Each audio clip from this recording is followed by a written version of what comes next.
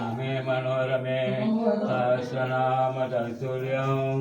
राम नाम वरानने हर हर हर हर हर हर हर देव देव देव देव देव देव ओम ब्रह्मवारिसुरार्चितलिङ्गं निर्मलभाजितशोभितलिङ्गं जन्मजडकविनाशनलिङ्गं नमामि सदा शिवलिङ्गं देवमुनि प्रवरार्चितलिङ्गं कमलहर करुणाकरलिङ्गं रावणदर्पविनाशनलिङ्गं तत्प्रणमामि सदा शिवलिङ्गं सर्वसुगन्धिसुलेपितलिङ्गं बुद्धिविवर्धनकारणलिङ्गं चित्तसुरासुरवन्दितलिङ्गं तत्प्रणमामि सदा शिवलिङ्गं करुणामणिभूषितलिङ्गं फणिपतिवेशितशोभितलिङ्गं दक्षसूयज्ञविनाशनलिङ्गं तत्प्रणमामि सदा शिवलिङ्गं कुङ्कुमचन्दनलेपितलिङ्गं पङ्कजहारसुशोभितलिङ्गं सञ्चितपापविनाशनलिङ्गं तत्प्रणमामि सदा शिवलिङ्गं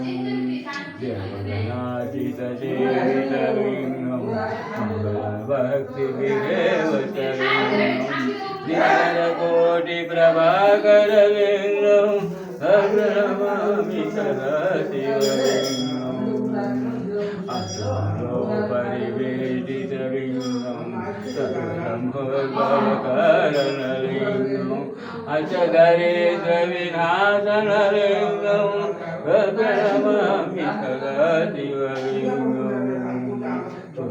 सुरवरपूजितलिङ्गं सुरवनपुष्पसराजितलिङ्गं परमपदं परमात्मकलिङ्गं तत्प्रणमामि सदा शिवलिङ्गं तत्प्रणमामि सदा शिवलिङ्गं देवादिदेव महादेवा शान्तं पद्मासनस्थं चतुर्धर्मकटं पञ्चवक्त्रं त्रिनेत्रं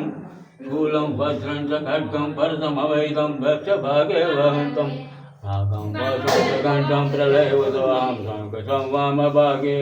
नानालङ्कारयुक्तं स्फटिकमणिनिभं पार्वतीशं नमामि वन्दे शम्भो ममापतिं सुरगुरुं वन्दे जगत्कारणं वन्दे पन्नगभूषणं मृगधरं वन्दे पशूनां पतिं वन्दे सूर्यजैकवाहिनीनयनं वन्दे मुकुन्दप्रियं